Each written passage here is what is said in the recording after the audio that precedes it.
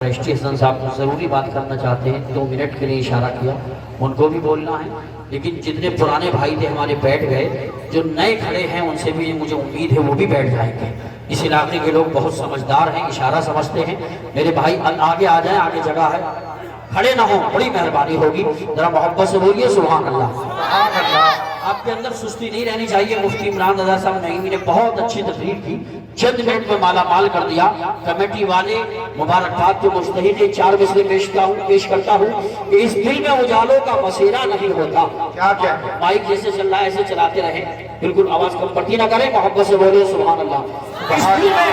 اس دل میں اجالوں کا بسیرا نہیں ہوتا، اس دل میں اجالوں کا بسیرا نہیں ہوتا، سرکار نہ آتے تو سویرا نہیں ہوتا، سرکار نہ آتے تو سویرا نہیں ہوتا، اس دل میں اجالوں کا بسیرا نہیں ہوتا، سرکار نہ آتے تو سویرا نہیں ہوتا۔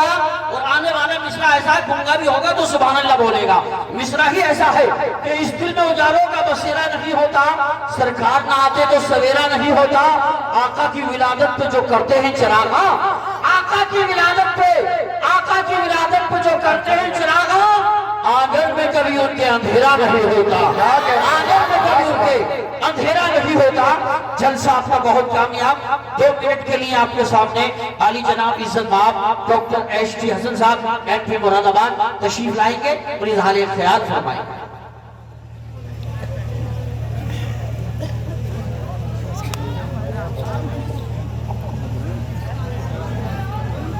قابل احترام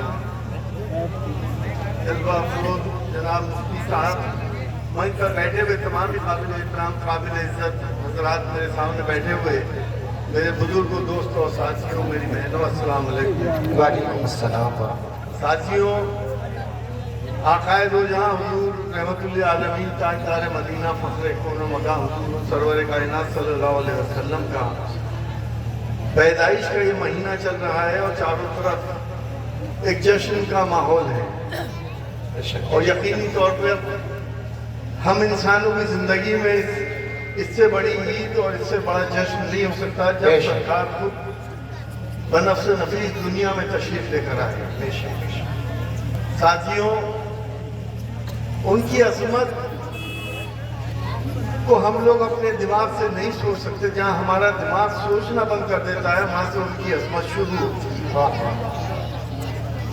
میں نے دیکھا ہے جب میں مدینہ منورہ میں نوکری کرتا تھا تو مفتی صاحب میں ایک دن خیال آیا کہ لوگ کہتے ہیں گنبد خضرا کے اوپر سے پرندہ نہیں اٹھتا ہے۔ عصر کی نماز کے بعد میں صحن میں بیٹھ گیا، سامنے گنبد خضرا تھی، اور میں نے 1.5 گھنٹے یہ ماجرا دیکھا کہ جیسے جیسے مغرب کا وقت آیا، مسیرے کا ٹائم آیا، ابابیلیں آتی تھیں، کبوتر آتے تھے، طوطے آتے تھے، جیسی مسجد ایسی گنبد خضرا کے قریب آتے تھے فوراً کٹ جاتے تھے۔ یہ میں نے اپنی آنکھوں سے خود دیکھا، لیکن ہماری اندھی آنکھوں کو ان کی عظمت کا احساس نہیں ہوتا۔ میں جانتا ہوں کہ جس وقت سرکار اس دنیا میں تشریف لائے تھے انسانیت بدترین دور سے گزر رہی تھی۔